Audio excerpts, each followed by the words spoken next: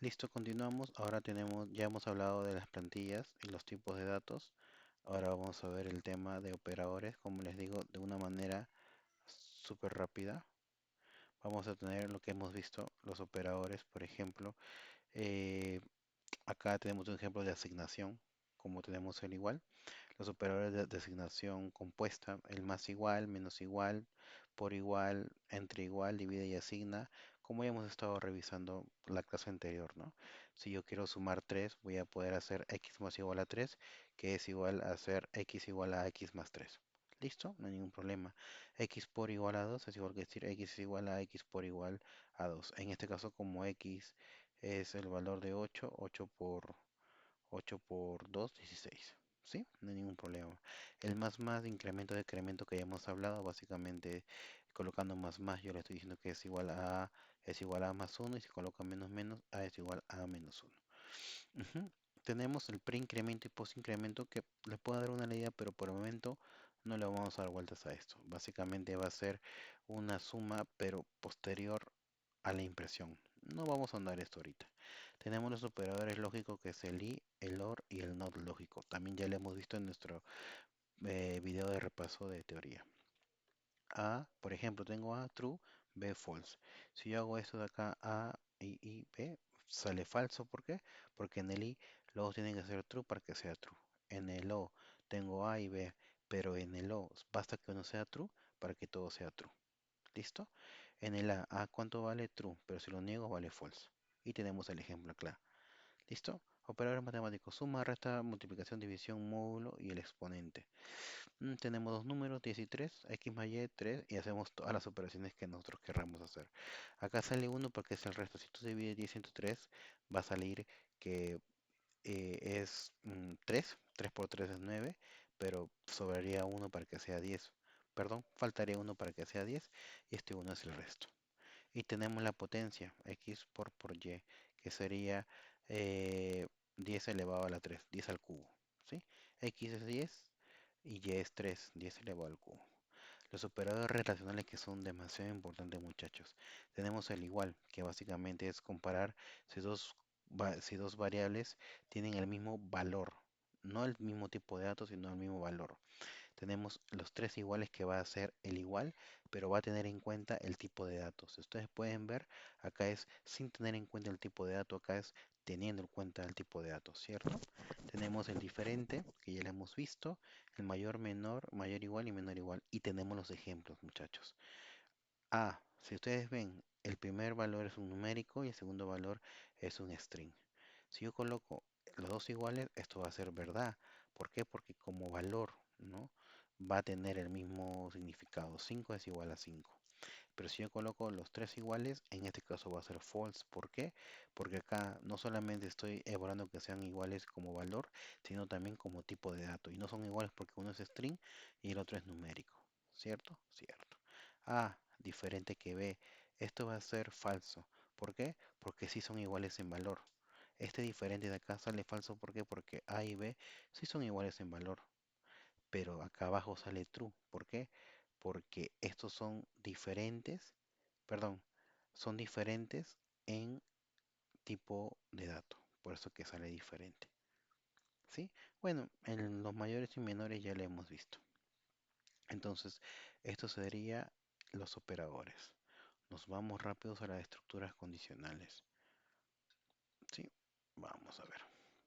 Estructuras condicionales. Ya hemos visto que el if, por ejemplo, es la forma más básica de estructura condicional. Se evalúa una expresión y si es verdadera, muchachos, si es verdadera, ejecuta un bloque de código y si no, ejecuta otro bloque. Tenemos LED de edad 18. Si edad es mayor o igual que 18, si esto es true, pinta eres mayor de edad. Y si no, por defecto pintas lo otro. Pregunta, ¿edad cuánto es 18?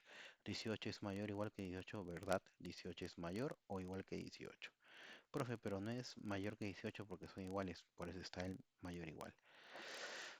Tenemos otro ejemplo de unos if, else if. Si, como dice acá, si hay múltiples condiciones a verificar, se puede usar el else if para manejar diferentes casos.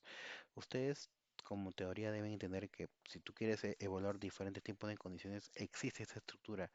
No es recomendable, pero existe, ¿ok?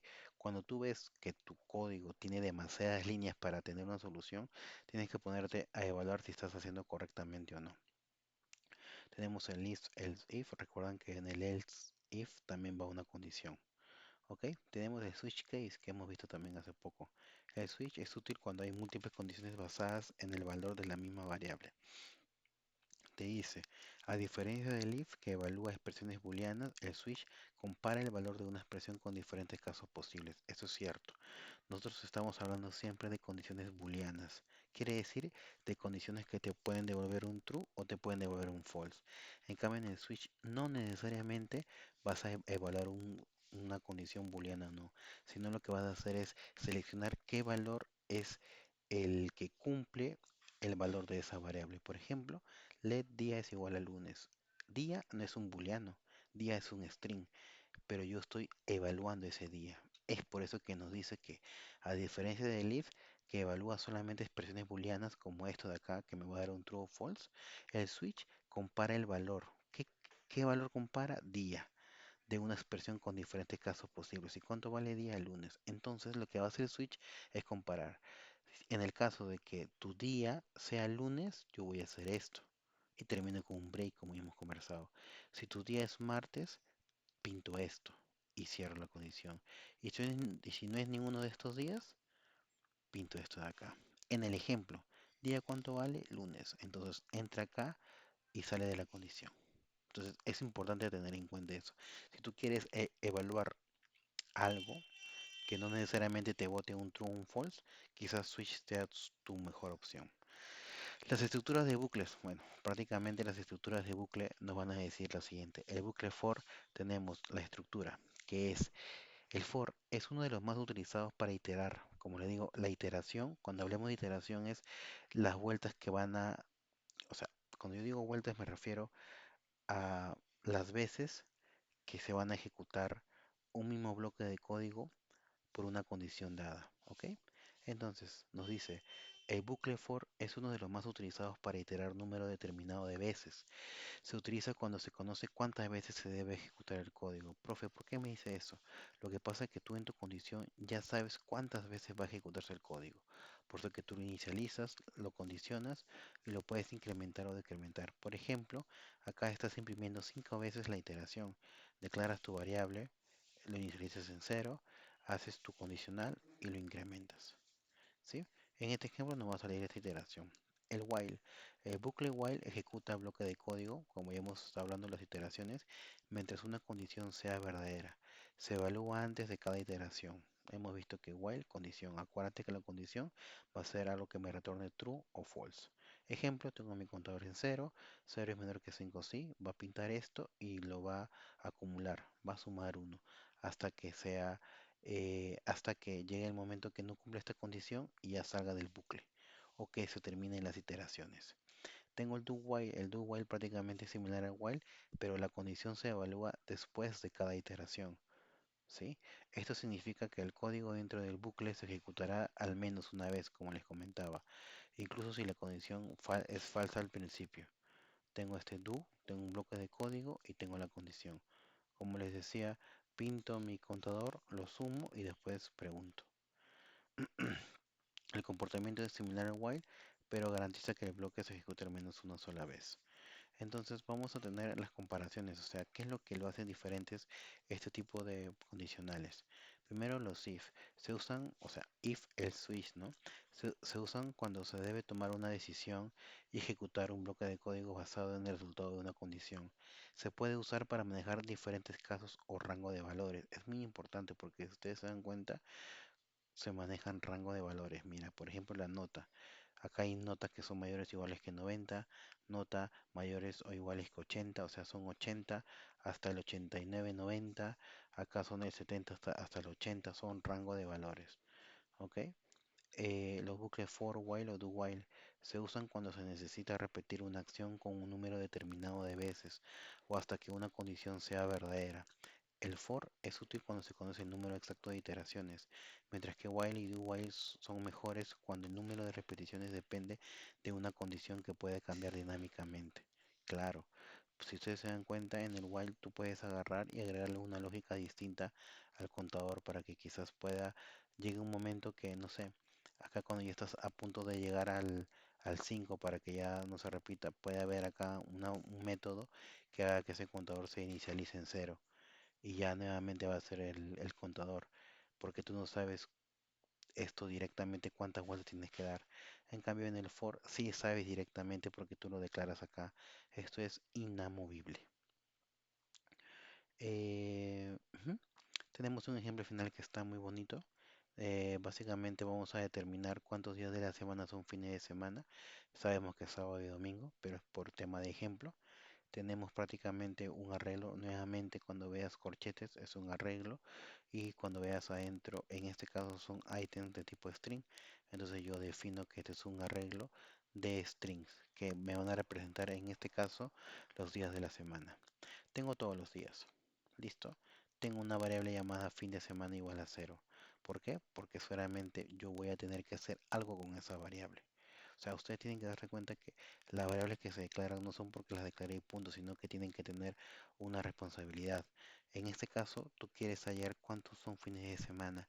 Entonces, lo que tú vas a pintar es tu fin de semana. ¿Cuántos días son fines de semana? Entonces declaramos let i igual a cero y tiene que ser, va a dar vueltas hasta que complete los puntos len. Acá lo que les quería decir es que el len, perdón, el punto len, perdón, voy a regresarlo. El punto len se puso blanco, no hay ningún problema. El punto len no solamente sirve para los strings, sino que también funciona para los orígenes de datos como los arreglos. En este caso el len me va a dar el número de ítems que hay acá. En este caso hay 7, ¿no? Uno, 2, 3, 4, 5, 6, 7. Entonces, esta, este for va a iterar 7 veces. ¿Por qué? Porque acá es como si yo pusiese 7, 7 directamente, para que dé vueltas 7 veces. Pero la manera más dinámica de hacerlo es con el punto len, porque yo mañana puedo agregar, por ejemplo, otro valor y acá automáticamente lo va a tomar y no tengo que cambiar acá el número cada rato. ¿Ok? Entonces, iba a ser su controlador I más más. ¿Y qué está haciendo acá? Como les comentaba, cuando ven estos corchetes, estamos hablando del arreglo. ¿Y qué cosa es I? I la primera vez es cero. Entonces estoy haciendo acá día cero. Pero quiero que entiendan bien esta parte. Cuando yo coloco día cero es porque cero es el índice. Y el índice, si yo tengo el índice, me va a representar un elemento. Entonces, recapitulando, días, corchetes, cero. Días corchete cero es el primer elemento. ¿Cuál es el primer elemento? Lunes. Pregunta, ¿lunes es completamente igual que sábado? Falso. Es O. Yo no puedo estar seguro de que todo es falso porque basta que este sea falso para que todo sea falso. Si este fuese verdadero, todo es verdadero. Nuevamente, días y ¿cuánto vale cero? Día cero representa el primer elemento. Lunes. Lunes es completamente igual a domingo, falso. Entonces no entra nada y no acumula fin de semana. Fin de semana sigue siendo cero. Suma uno o acumula un valor. Ahora ahí vale uno. Como día vale uno, uno es menor que días.len que es 7, ¿verdad? Porque uno es menor que 7. Nuevamente, días, ahora va a ser uno. Días uno, uno es el índice del segundo elemento. ¿Cuánto vale? Martes. ¿Martes es completamente igual que sábado? No. Martes es completamente igual que domingo? No. Así que no va a sumar esto. Nuevamente, va a dar vueltas hasta que llegue a 6. Perdón, a 5. 0, 1, 2, 3, 4, 5. 5. Día 5. ¿Quién es día 5? Sábado. Sábado es completamente igual que sábado verdadero. Ya ni siquiera evalúa esto porque basta con no sea verdadero porque sea verdadero. ¿Y qué hace? Suma uno el fin de semana. Ahora fin de semana de lo que valía cero, ahora evalúa uno. Suma uno, ahora vale 6. Días 6. Día 6 es igual a domingo porque es el índice 6. Entonces acá es falso, pero acá es verdadero. Como es verdadero, entra el if. Acuérdate que el if solamente entra cuando es verdadero y suma uno más. ¿Cuánto era fin de semana? Uno. ahora sumó uno más, ahora cuando vale fin de semana vale 2. Listo, cuando va a ir a sumar uno más, ahora va a valer 8. 8 es menor que 7, falso. Como es falso, se rompió la condición y for ya terminó de iterar. Y como terminó este for, va a pintar. Hay fin de semana, ¿cuánto es? 2, porque contó dos veces. Hay 2 días de fin de semana. Así que el resultado sería, hay 2 días de fin de semana. Como te das cuenta, hemos utilizado algún concepto de arreglos, hemos utilizado concepto de contadores que ya hemos visto, hemos utilizado bucles que lo acabamos de ver ahora, hemos utilizado el if que ya lo hemos visto, hemos utilizado las estructuras lógicas que también hemos visto, hemos utilizado las estructuras de relación que ya hemos visto, los igual, igual, igual que también hemos visto. Hemos visto también el tema de las plantillas con los backstick, también hemos visto. Así que este ejemplo está sumamente completo.